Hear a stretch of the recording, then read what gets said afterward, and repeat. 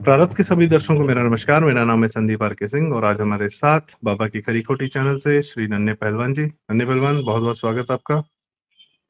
धन्यवाद भैया, धन्यवाद। जय श्री राम सभी दर्शकों को। जय श्री राम नन्हे भाई।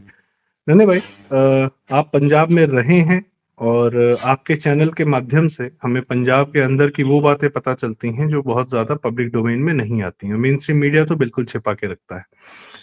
पंजाब में सिख धर्म से और पंजाबी हिंदुओं से धर्मांतरण का कार्य क्रिश्चियनिटी में ईसाई हो जाने में बहुत तेजी से चल रहा है। पेस्टर बलविंदर हैं और पता नहीं कौन कौन है जिनकी चंगाई सभाएं होती हैं और इसके प्रचार वो लोग गुरुद्वारों के बाहर भी करते हैं और यह जो है एक बहुत धड़ल्ले से चल रहा है। और इसके बहुत सारी चीजें हैं कि भाई पहले तो वो जहाँ गरीब इलाकों में जाते थे तो चावल और कुछ चीजें बांट के कर लेते थे, क्या कहते हैं, गरीब बना के फिर अपना ईसाई में कन्वर्ट करा लेते थे। पर आजकल वीजा के लालच में या इस तरीके से कि कनाडा जाना है या मतलब बहुत सारे इस तरीके के प्रलोभन देके कि बीमारियों से छुटकारा दिला देते हैं, ये सब करते हैं वो सब करते हैं।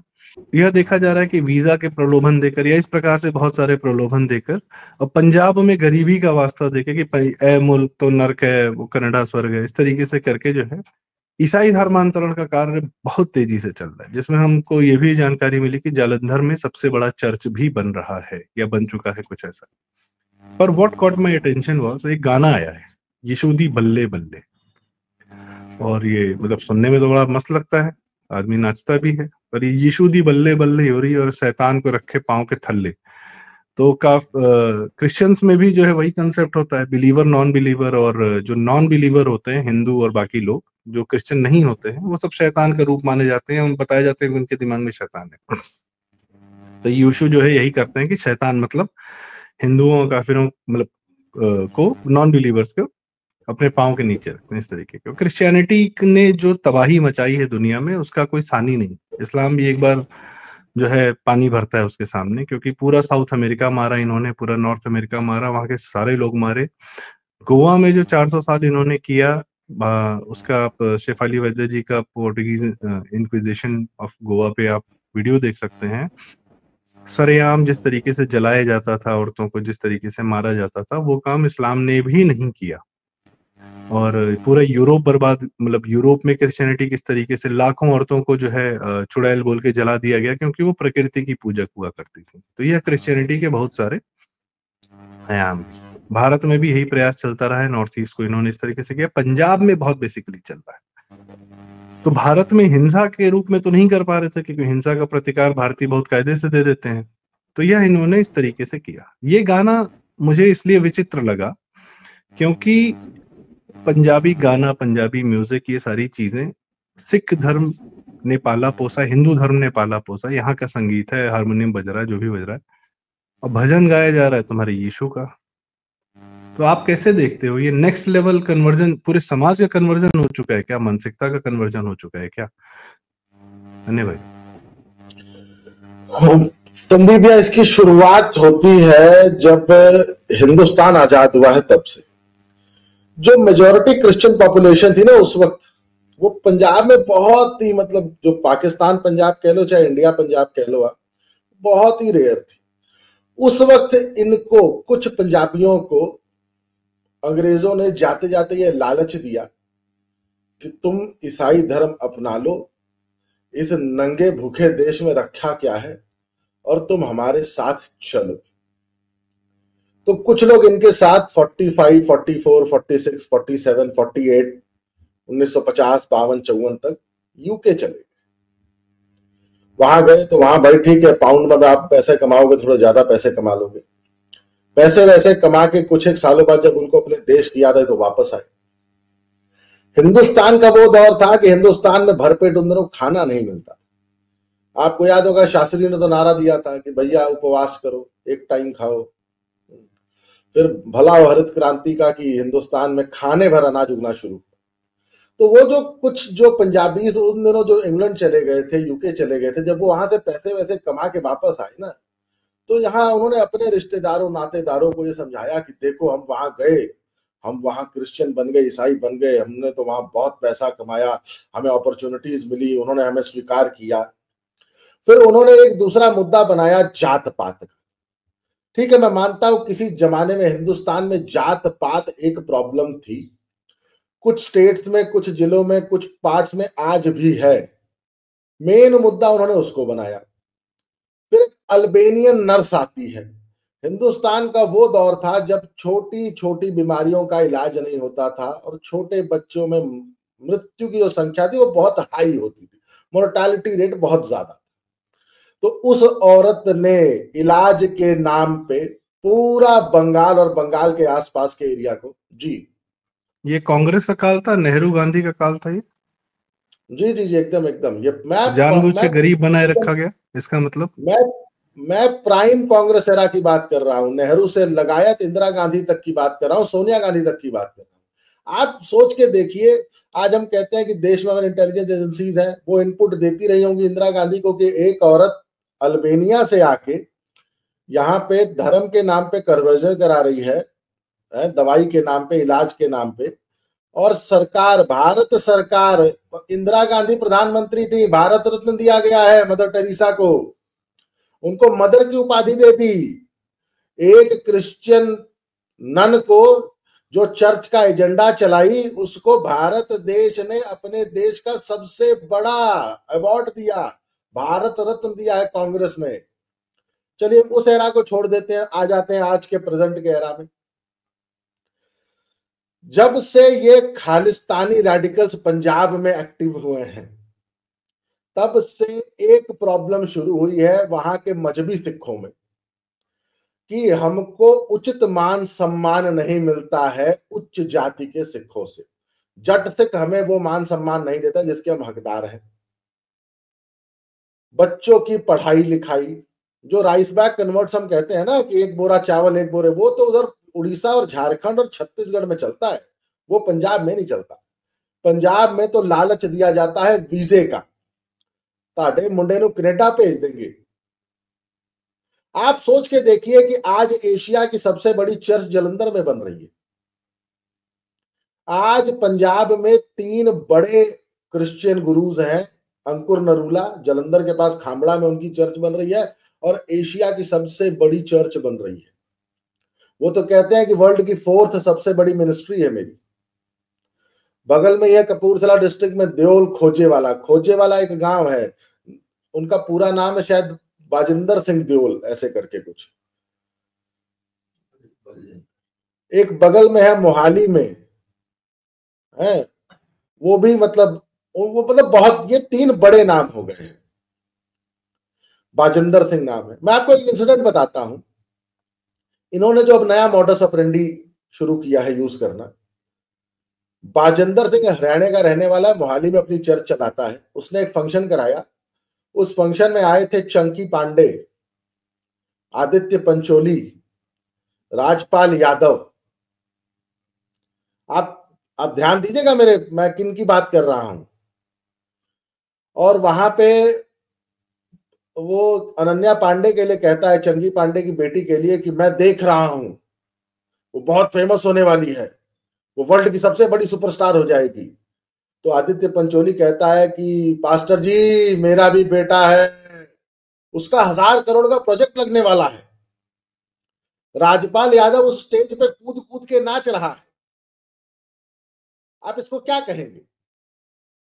जब हिंदुओं के इतने बड़े स्टार, जब एक क्रिश्चियन के कुछ पैसों पे, एक धर्म गुरु के कुछ पैसों पे जाके हिंदुत्व का मजाक उड़ा रहे हैं, तो ऐसे लोगों से आप क्या उम्मीद करते हैं?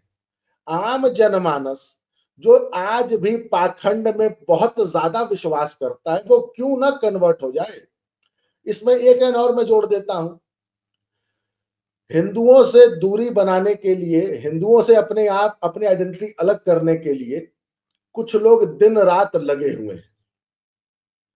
उनका मेन एजेंडा है खालिस्तान। पर आप यकीन नहीं मानेंगे, आज सेंसस कहता है कि पंजाब में 4 लाख क्रिश्चियंस हैं, पर केंद्रीय गवर्नमेंट की ऐसी रिपोर्ट्स हैं, केंद्र सरकार की और राज्य सरकार की और कुछ प्राइवेट ऐसी रिपोर्ट्स हैं कि आज पंजाब में 25 से 30 लाख लोग क्रिश्चियनिटी को फॉलो करते हैं। आप एक बात बताइए ना जी, नहीं आप कहिए फिर मैं अपनी बात कहूंगा। आप एक बात बताइए, मैंने मान लीजिए मैं रिलीजन वाले कॉलम में हिंदू लिखता हूं, पर मैं अगर 5 टाइम टोपी पहन के नमाज पढ़ूं तो मेरे अंदर हिंदू कितना बचा है? या मैं अगर हर संडे को कैंडल लेके चर्च पहुंचता हूं और घर में 3 बार मेरा यसु यसु करके डांस करता हूं और यसुद्दी बल्ले बल्ले है, तो आप मेरे अंदर किस भाई हिंदू भाई रिलीजन वाले कॉलम में चाहे हिंदू लिख रहा हूं, पर मैंने अपनी पूजा पद्धति अपनी मानसिकता तो बदल दी। तो आज ऐसे पंजाब में 25 लाख लोग हैं जो कॉलम में तो हिंदू या सिख लिख रहे हैं, पर उनकी मानसिकता यसूदी बल्ले बल्ले वाली होगी जी। नहीं तो कुछ दिन बाद वो कॉलम में ये भी लिख देंगे, ईसाई लिख देंगे, क्या दिक्कत है?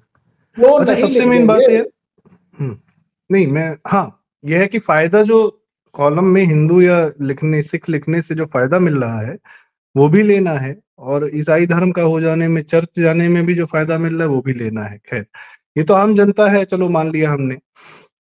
तो इनका ईसाई बनाने का पर्पस क्या है?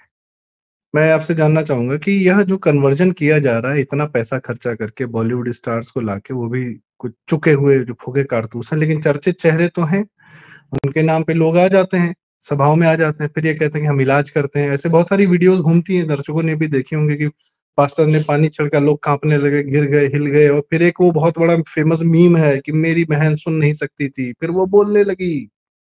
कुछ इस तरीके का था, बच्चा था एक छोटा सा।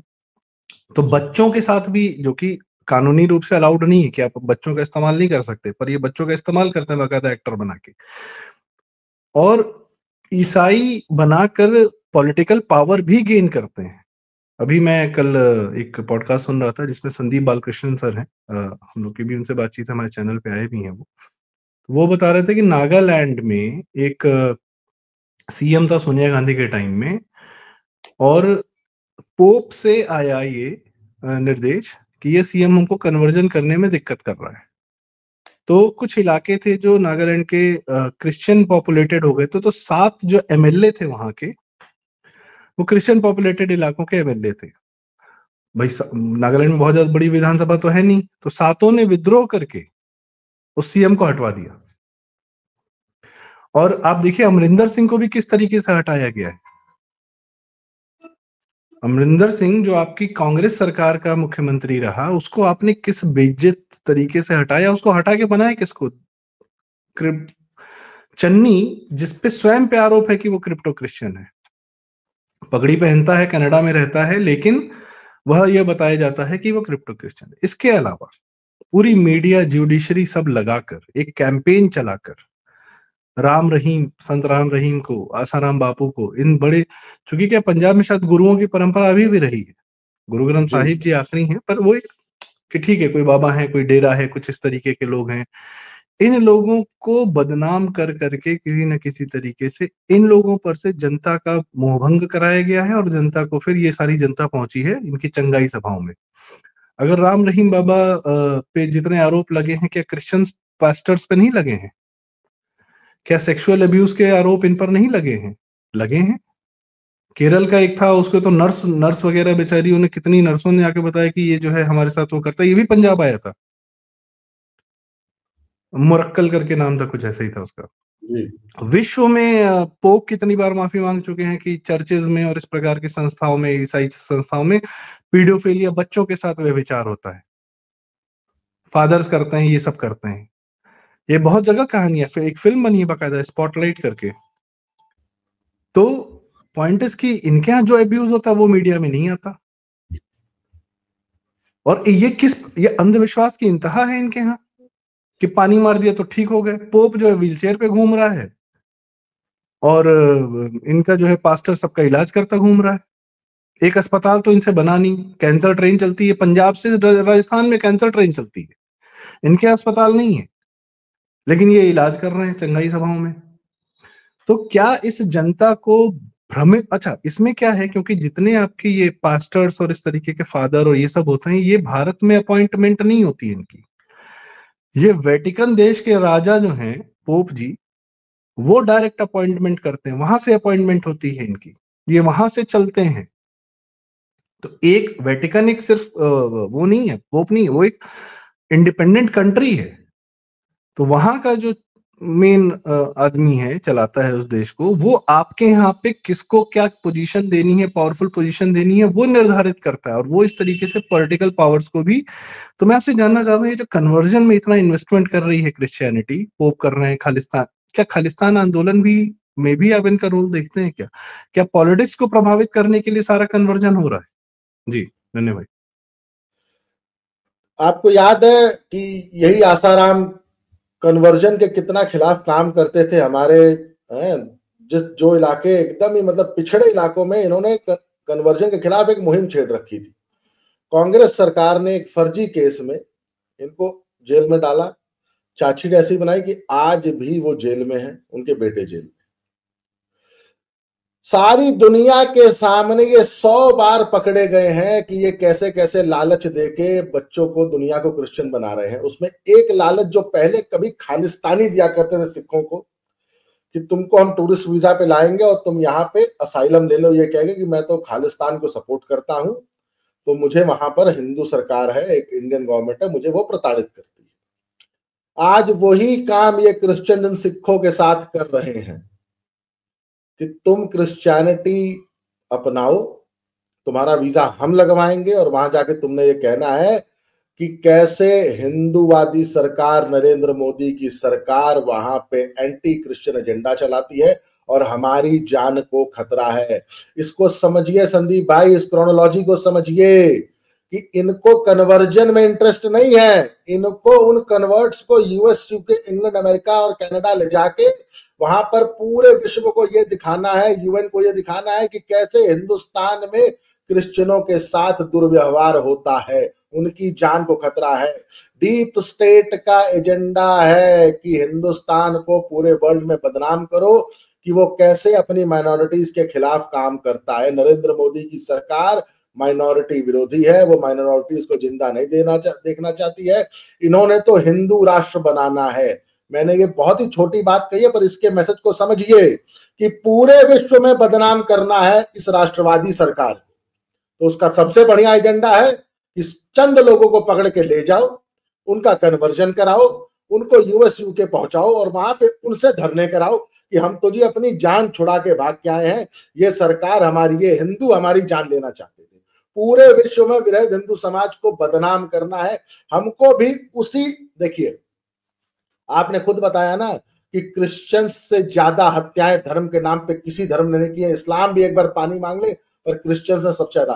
भाई पूरा साउथ अमेरिका गायब कर दिया, पूरा नॉर्थ अमेरिका, पूरा ऑस्ट्रेलिया, पूरा न्यूजीलैंड है। आपको याद होगा कि ऑस्ट्रेलिया में से नेटिव ऑस्ट्रेलियन गायब हो गए। अफ्रीका, हाँ, पूरा अफ्रीका गायब कर दिया। अफ्रीका में सबको क्रिश्चियन बना दिया। अफ्रीका में एक नेता थे बहुत बड़े, उनका एक कथन था कि जब क्रिश्चियंस हमारे पास आए तो हमारे पास जमीन थी, उनके हाथ में बाइबल थी, और उन्होंने हमसे कहा आंखें बंद करो, यीशु मसीह का ध्यान करो। जब हमने आंखें खोली तो हमारे हाथ में बाइबल थी, हमारी जमीनें उनके पास थी। नहीं, आपने आपने उस पर एक लाइन कम बोली कि वी हैड गोल्ड। घाना, घाना की बात है कि वी हैड गोल्ड, जब आंखें खोली तो वी हैड कटोरा, दे हैड गोल्ड। भाई फ्रांस के पास कोई माइन है नहीं गोल्ड की, लेकिन वर्ल्ड का one of the most reserve जो गोल्ड का है वो फ्रांस के पास है। तो आप सोचिए, इसमें ना एक छोटी सी क्रोनोलॉजी पकड़ लीजिए।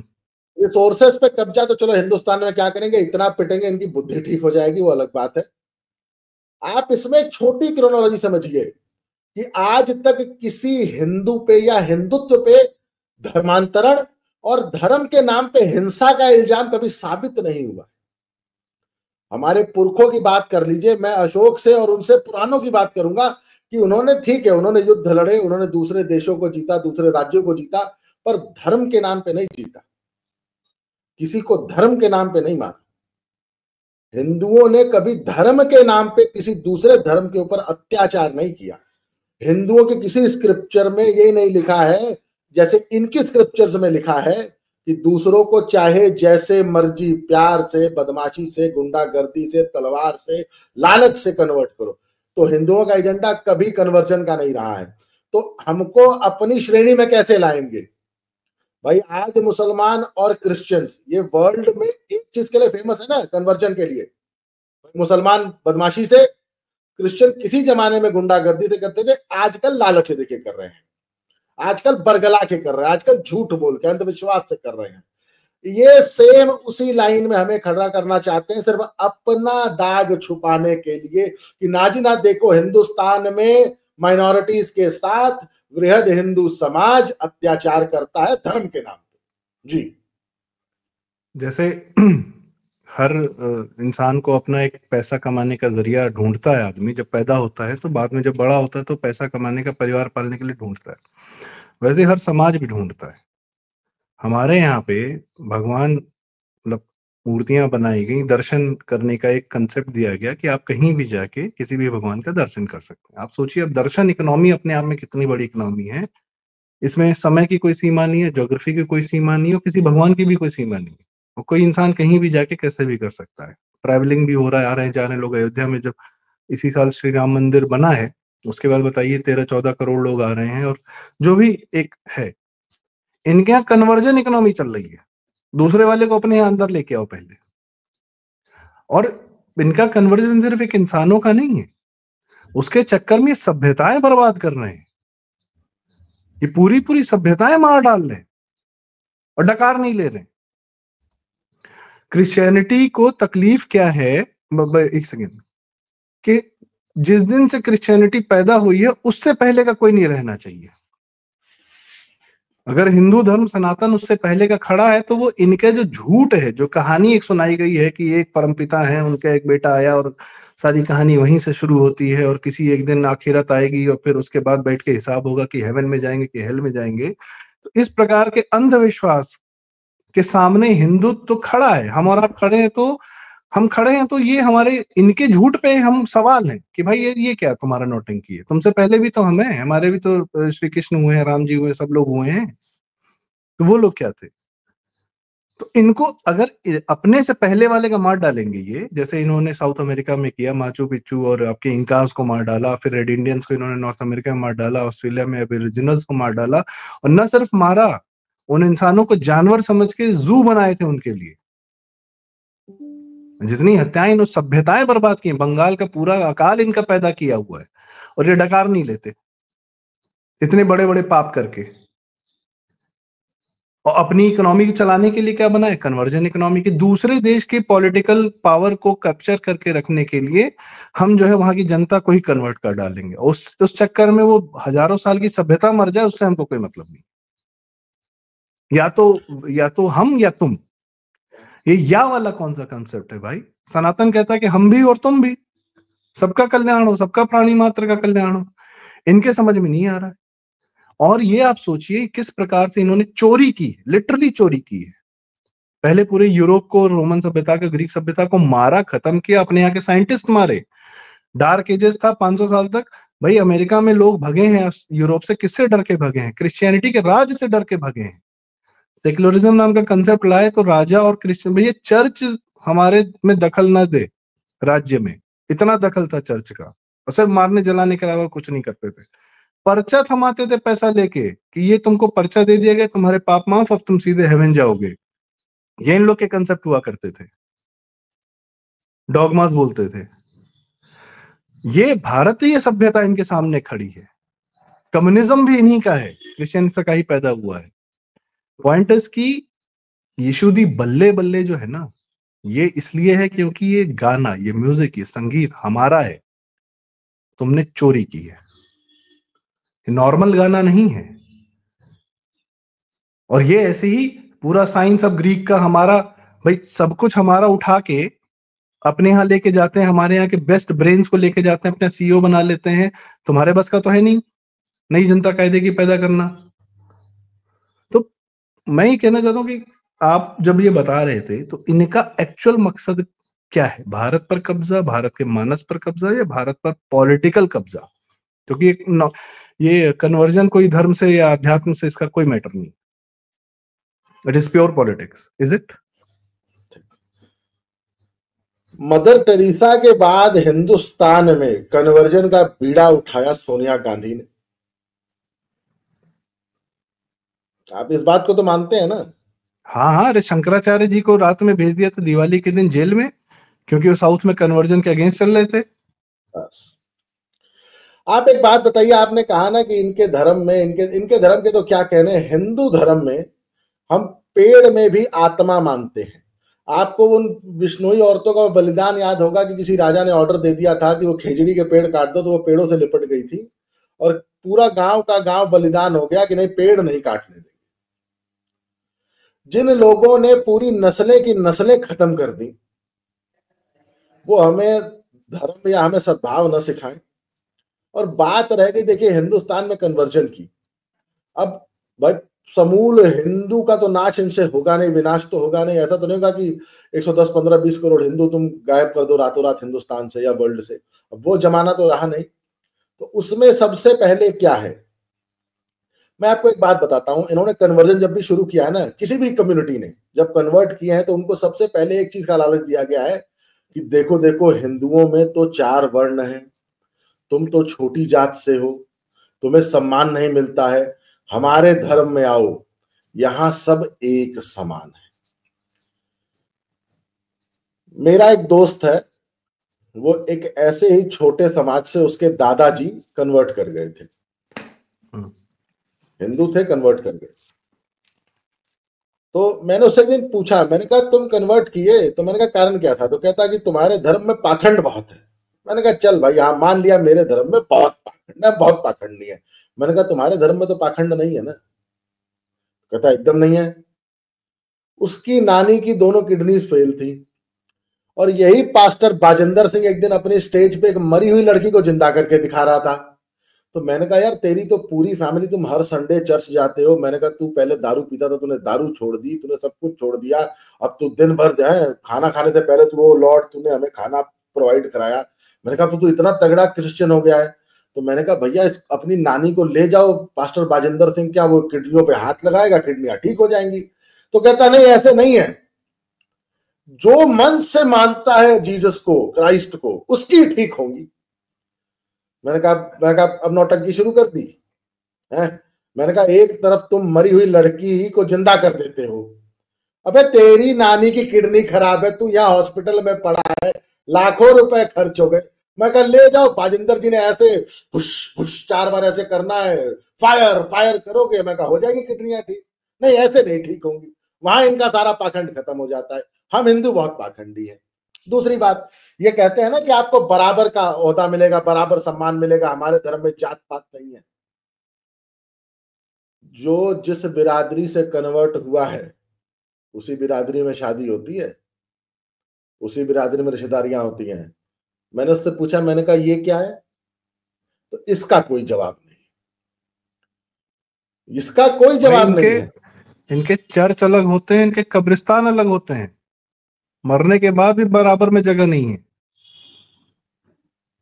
अरे एक तो पता नहीं कौन है, CNI church of north India है, एक पता नहीं और कौन सी चर्च है, ये 35-40 तरह की तो चर्चेज ही हैं इनकी। और अपने वाले को अपने वाले ही चर्च में जाना है। हाँ, वो दोनों CNI में वाला नहीं जाते। इवेंजलिस्ट आएगा, इवेंजलिस्ट CNI में नहीं आएगा। वो पता नहीं साउथ में अलग चर्चे हैं, नॉर्थ में अलग चर्चे हैं, नॉर्थ में भी कई तरह की चर्च हैं। हमको पाखंडी बताते हैं, अपने पाखंड नहीं बताते। नहीं, एक बात और नन्हे भाई, आप मुझे बताएं कि ये लोग कहते हैं कि हमारे यहाँ जातिवाद है और जातिवाद में अत्याचार है छोटी जाति पे बड़ी जाति के द्वारा। आपको बड़ी जाति के द्वारा, जो भी बड़ी है, ये सब क्लासिफिकेशन में अंग्रेजों का किया हुआ है। हमारे यहाँ बड़ी छोटी कोई जात नहीं थी, हर जात थी, अपने कार्य के अनुसार जात थी, या जो भी एक समूह हो जाता है इंसान का रहते रहते। कभी किसी ने हत्याकांड भी किया है क्या कि 100 के 100 या 150, 200 लोग परिवार मार दिए, हजारों एक जाति ने दूसरे जाति को मार दिया? इतना बड़ा युद्ध क्या भारत में जातियों में भी युद्ध हुआ है क्या कभी, कि एक दूसरे को ही मार दिया? आप कुकी और मैते की बात कर रहे हैं जितना मुझे लग रहा है। जितना इन लोगों ने अपने मजहब, अपनी क्रिश्चियनिटी के को लेकर दूसरे धर्मों को मारा है। लेटेस्ट तो आप मुझे लग रहा है असम की बात कर रहे हैं, कुकी और मैते, मणिपुर शायद। कुकी मैती में भी क्या है कि जब क्रिश्चियन हो गया है कुकी, तभी वो हिंदू मैती को मार रहा है। रवांडा का सबसे बड़ा जेनोसाइड टूटसी और दूसरे ट्राइब में हुआ था, जब एक ट्राइब क्रिश्चियन हो गई थी और दूसरी ट्राइब वो नॉर्मल थी। सबसे बड़ा जेनोसाइड था। ईस्ट तिमोर में इन लोगों ने आधे को क्रिश्चियन बनाया, फिर हत्याकांड करवाया। मैं कह रहा हूं बिना क्रिश्चियन या मुसलमान हुए भारत में हिंदू जातियों में कभी इतने बड़े युद्ध या इतने बड़े लेवल के हत्याकांड हुए क्या जितने ये कर रखे हैं?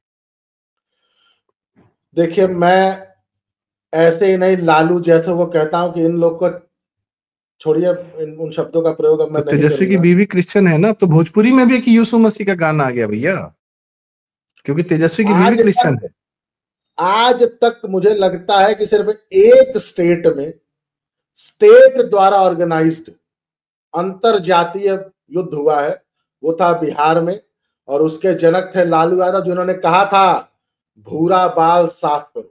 नहीं नहीं, वो भी कम्युनिस्टों की पैदाइश थी। कम्युनिस्ट भी बाहर की विचारधारा है, वो भी क्रिश्चियनिटी से आती है। तो रणवीर सेना जो खड़ी हुई थी वो इन नक्सलियों कम्युनिस्टों के अगेंस्ट में खड़ी हुई थी, जी जी जी जी। क्योंकि ये ठाकुरों पर या उच्च वर्ण पर नक्सली सब हमला करते थे, कम्युनिस्ट सब हमला करते, तो उनके अगेंस्ट में अपनी अपनी रक्षा के लिए वो खड़ी हुई थी। जी। वो भी बाकी कम्युनिस्ट आज विचारधारा लेके के बाहर वाली विचारधारा के ही कारण हुआ था वहां जो भी हत्याकांड हुआ था। नहीं, इन्होंने अभी, मैं आपको फिर एक नाम लेता हूं, डॉक्टर देवेंद्र बलहारा, निडर इंडिया नाम से चैनल चलाते हैं और आजकल हिंदुस्तान की हर एक इंस्टीट्यूशन पे उंगली करते हैं। उसमें उन्होंने एक नया एजेंडा शुरू किया। जब उनके सारे एजेंडे फेल हो गए ना, बैंकिंग सिस्टम, पुलिसिंग, गवर्नेंस जब फेल हुआ, तो उन्होंने एक नया एजेंडा शुरू किया है।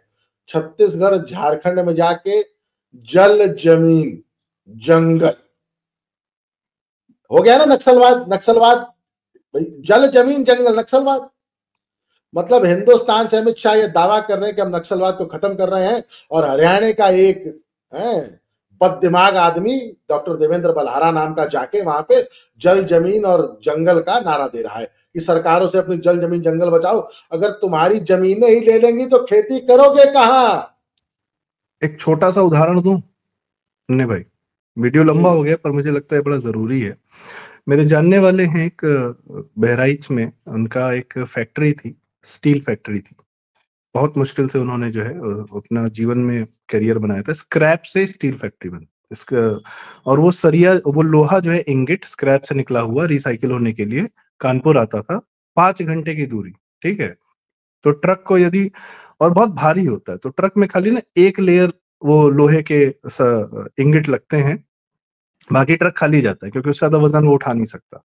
तो उसको बनाने की जो कॉस्ट है उससे ज्यादा उसकी ट्रांसपोर्टेशन कॉस्ट होती है। ठीक है, 2008-9 में उन्होंने ये फैक्ट्री बंद कर दी। मेरी बहुत दिन बाद उनसे मुलाकात हुई, मैंने पूछा बंद क्यों की? उन्होंने कहा कानपुर में जो लोहा चाइना से आ रहा था वो सस्ता पड़ रहा था, मेरा उतना सस्ता नहीं पड़ रहा था। ठीक है, तो कानपुर वाले उनसे लोहा लेना बंद कर दी। अब सोचो 5 घंटे की दूरी जिसकी ट्रांसपोर्टेशन कॉस्ट है, मैन्युफैक्चरिंग कॉस्ट लोहे की उतनी नहीं होती जितनी ट्रांसपोर्टेशन कॉस्ट होती है। और आपको पता है उसका आयरन ओर, चाइना में माइन नहीं आयरन ओर की, उसके आयरन ओर की जो ओर की माइनिंग होती है कर्नाटक में बेल्लारी में होती है। बेल्लारी की सांसद पता है कभी कौन थी? सोनिया गांधी।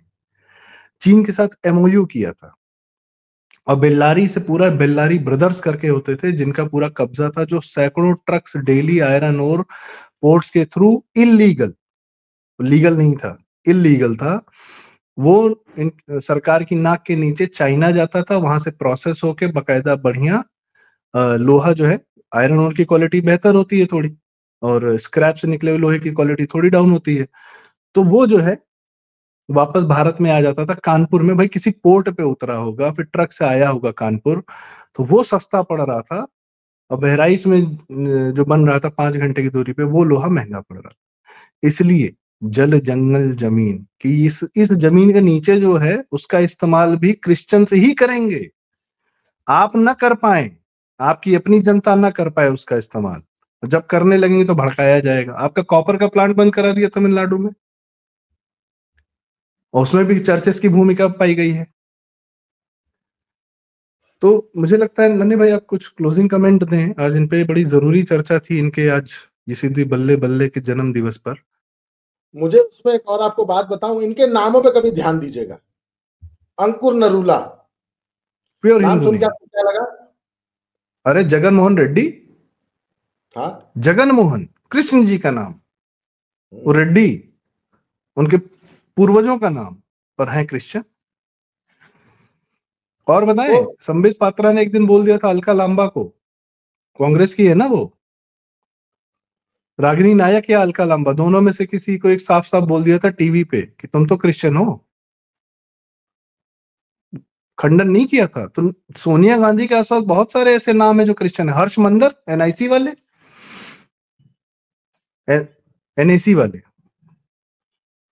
और नाम बताइए आप। हम बढ़िया बढ़िया विषय आपने बताया, बहुत बढ़िया विषय मैं बताया। वहां के 3 बड़े जो पास्टर्स हैं जो कन्वर्जन करा उनके नाम बताता हूं। अंकुर नरूला, पास्टर देओल खोजेवाला, सनी देओल, बॉबी देओल, धर्मेंद्र देओल, देओल खोजेवाला। खोजेवाला गांव का नाम है देओल। तीसरे बाजिंदर सिंह, वो जो मरी बच्ची को जिंदा कर देते हैं। आप इनके नामों पे ध्यान दीजिए कि इन तीनों के नाम क्या हैं। एक का नाम है अंकुर नरूला, एक का नाम है देओल, एक का नाम है बाजिंदर सिंह। तो ये, अच्छा इसमें एक और बात बताऊं, ये इन्होंने एक नया एजेंडा शुरू किया है कि 2 नाम मैं जोड़ूं? जी जोड़िए।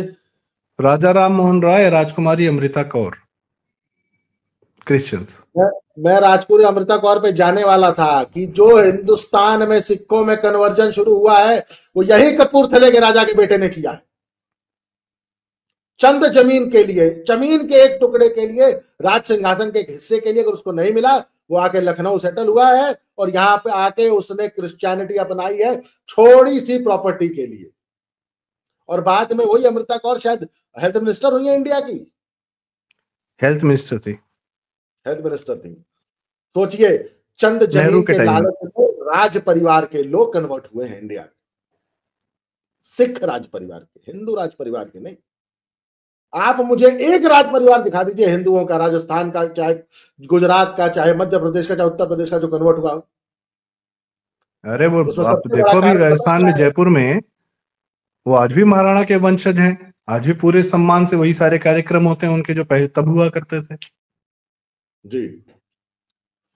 तो मैं आपको ये नाम न बदलने वाली भी एक बहुत बड़ी कला है कि बेवकूफ बनाए रहो। नहीं, इन्होंने एक नया एजेंडा शुरू किया है कि जीसस सबका लॉर्ड है, जीसस सबका गॉड है। कौन कहता है कि जीसस सिर्फ क्रिश्चियनों का गॉड है? इजराइल में जूस ने, भाई जूस ने क्या कुछ किया था जीसस के साथ सारी दुनिया जानती है।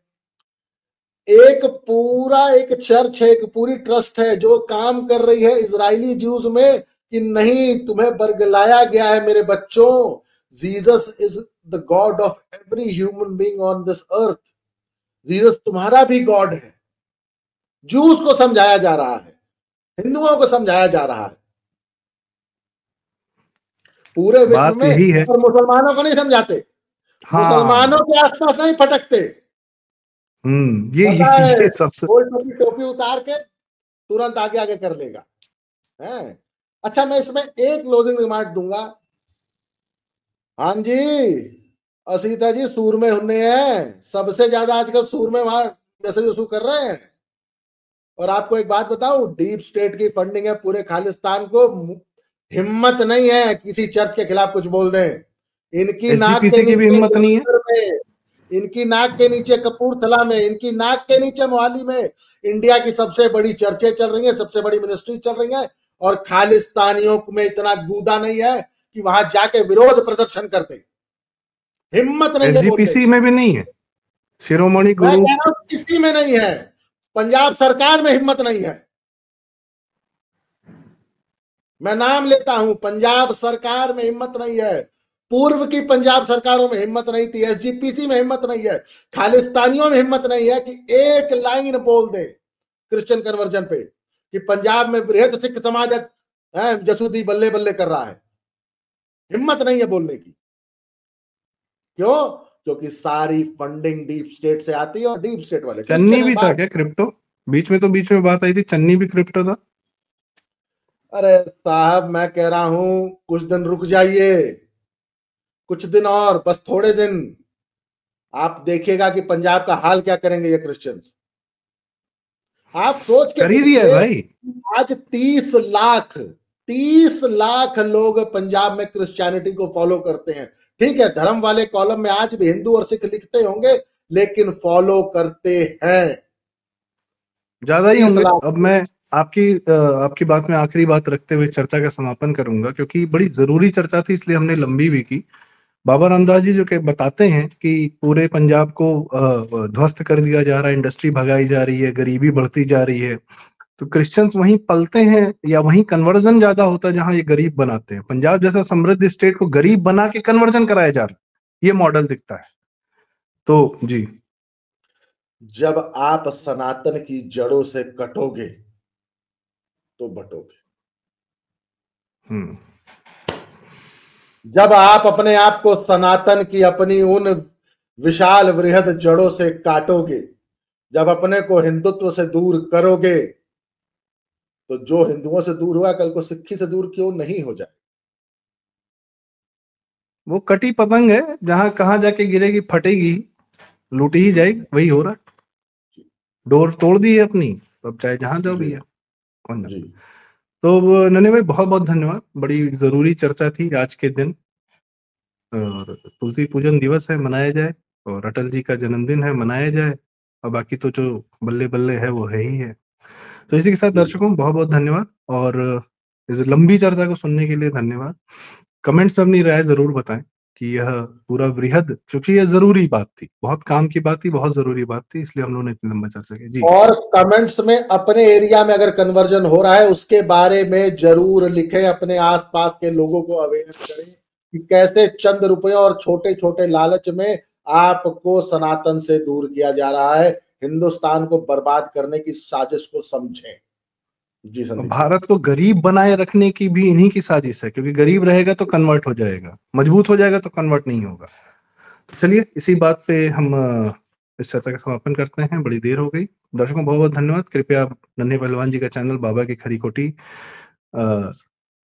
सब्सक्राइब करें, क्योंकि बातें बड़ी जरूरी हो रही हैं, काम की हो रही हैं लगातार, और इस समय तो खासकर जब कल की अवतार होने वाला है, संभल खुद रहा है।